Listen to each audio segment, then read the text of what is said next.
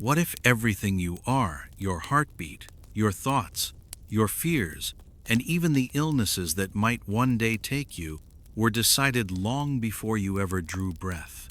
What if your story began not with you, but with the choices of those who came before?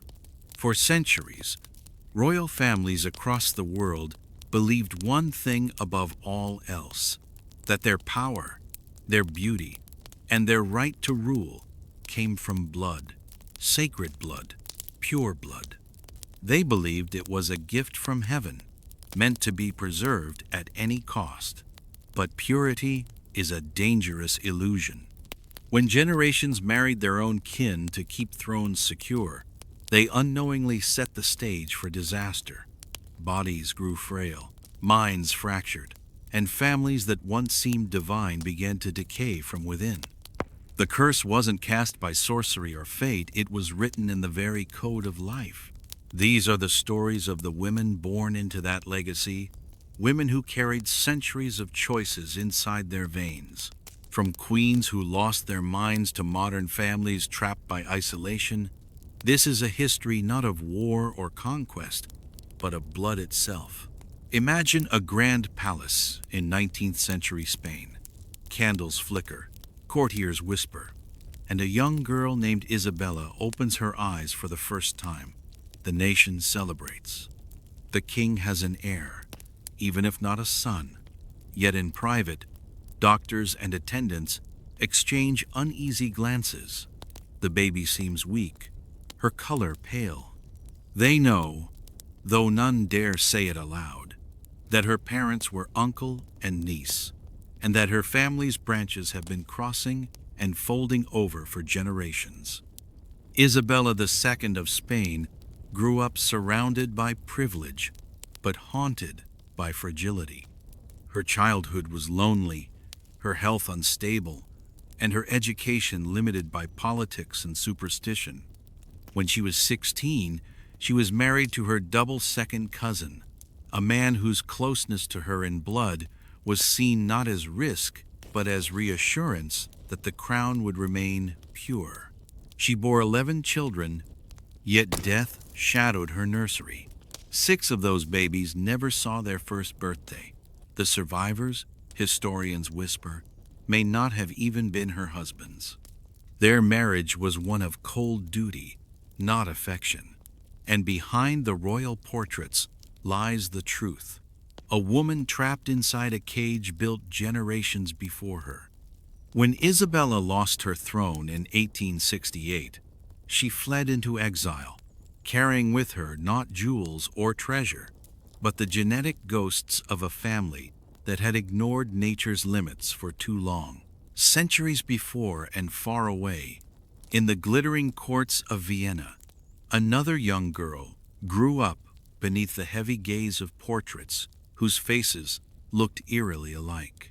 Marie-Louise of Austria was born into the Habsburg dynasty, a family so entangled that even genealogists lose their way tracing it. Her parents were double first cousins, sharing both sets of grandparents. Her very genes were the echo of repetition. She was clever, kind, and deeply obedient, the perfect daughter for a family that valued obedience more than individuality. When she was only 18, her father gave her away as a political offering to his greatest enemy, Napoleon Bonaparte. The marriage was not a love story. It was a peace treaty. Marie-Louise's body became the symbol of reconciliation between empires, her womb a battlefield where politics and genetics collided. She gave birth to Napoleon's son, the King of Rome, but history remembers her not for love or triumph, only as a quiet figure carrying centuries of genetic fatigue. Her pale complexion and frail constitution mirrored the dynasty itself, once mighty, now crumbling under the invisible burden of inbreeding. And yet, the horror of bloodline isolation did not end with thrones or crowns. In the quiet hills of West Virginia, in a small forgotten town, another kind of dynasty formed, not royal, but just as trapped. Lorraine Whitaker's story emerged through a haunting documentary that revealed what happens when isolation and poverty intertwine for generations. The Whitakers were a family cut off from the world, bound by geography and circumstance. Lorraine, one of its matriarchs, lived a life defined by silence, repetition, and survival. Her son, Timmy, became a living symbol of what genetic collapse looks like in the modern world. His body, his voice, even his way of perceiving reality, all were shaped by generations of the same blood mixing again and again. There were no kings or crowns here, only people forgotten by the society that should have saved them. Lorraine's story proves that inbreeding is not an ancient relic, it's a wound humanity still carries. Centuries earlier, in the royal courts of Lisbon, the story of Maria I of Portugal unfolded. To her people she was Maria the Pious, a queen who prayed daily and ruled with grace. But beneath the polished marble of her court, the royal family tree was collapsing inward. Her parents were cousins from interlinked Iberian dynasties, themselves descendants of repeated marriages between Spanish and Portuguese bloodlines. When Maria came of age, she was expected to continue the tradition, and she did. Her husband was her uncle. For the court, it was a political masterpiece. For biology, it was a catastrophe. Maria's reign began with hope and ended in despair. She gave birth to several children, many of whom died young. As years passed, the queen herself began to change. Her moods darkened. She heard voices that no one else could hear. At night she screamed for the souls of the dead. By the end, she was declared insane, the first monarch in Europe to be removed not by rebellion, but by madness. Her body remained on the throne, but her mind had already left it. In France, around the same time, another young noblewoman walked a similar path. Marie-Louise Elisabeth d'Orléans was born into wealth, but not freedom. Her father had been forced to marry his cousin, the illegitimate daughter of King Louis XIV. Her own future was decided before she could speak. She was wed to another cousin, Prince Charles of Berry. 3 pregnancies, 3 funerals. By the time she was 15, grief had turned to despair. Some say she found comfort in wine. Others say she drank to forget. Court gossip called her reckless, but what she truly was broken.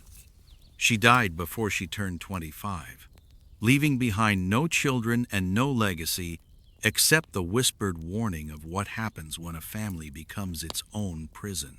Even in the modern age, when science had begun to understand heredity, royalty still struggled to let go of its oldest superstition, that noble blood must never mix with commoners. Princess Alexia of Greece was born in 1965, decades after the world had watched empires fall. Her parents, King Constantine II of Greece and Queen Anne-Marie of Denmark, were related not once, but twice, both second and third cousins. The union was celebrated as a symbol of unity between European monarchies, yet behind the smiles and wedding gowns lay the echo of an ancient tradition.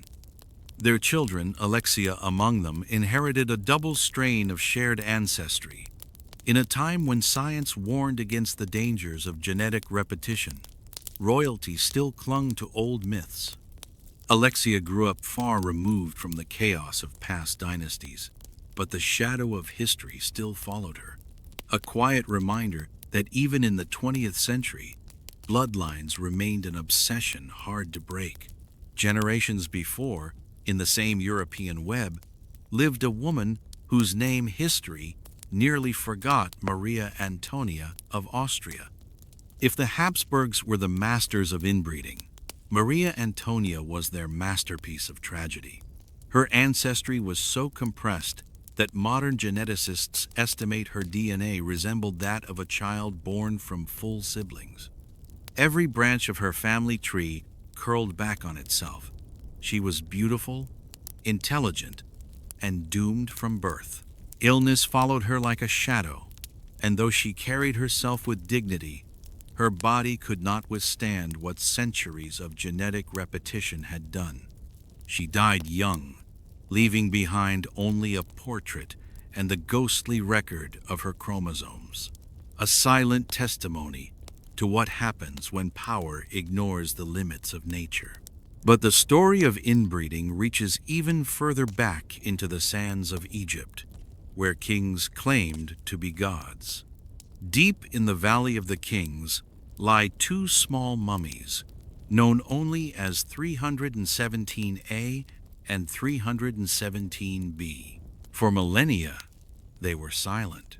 Then, with the discovery of Tutankhamun's tomb, science gave them voices again. DNA analysis revealed that these infants were the stillborn daughters of Tutankhamun and his wife Ankhesenamun, who was also his half-sister. Tutankhamun himself was the product of generations of sibling unions. By the time these little girls were conceived, the damage was irreversible.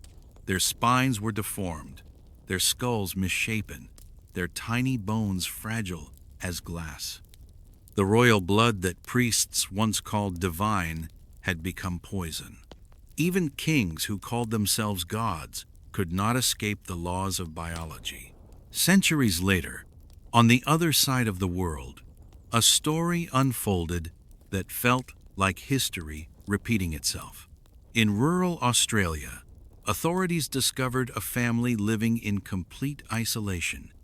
Known publicly under pseudonyms to protect their identities, they became infamous as the Colt family.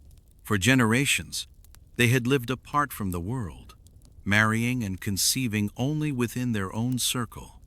When the truth came to light in the early 2000s, what investigators found shocked the world. Dozens of individuals across multiple generations, many with severe genetic disorders, unable to read, speak properly, or live independently.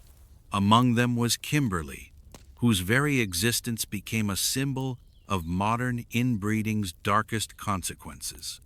Her story isn't about royalty or greed, it's about neglect, about what happens when isolation becomes a way of life and compassion disappears.